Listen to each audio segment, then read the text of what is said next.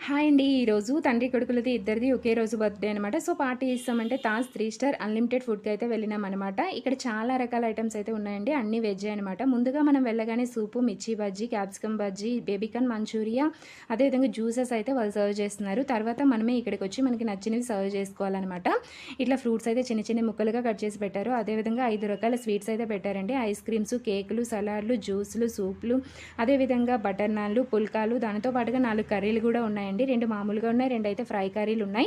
దానితో పాటుగా noodles, Manchurian, fried rice, veg biryani, raita, అన్నం, పప్పు, నెయ్యి, రసం, సాంబార్, ఇంకా పొంగల్, ఇంకా చాలా ఉన్నాయండి. నేనైతే సగమే చెప్పిన.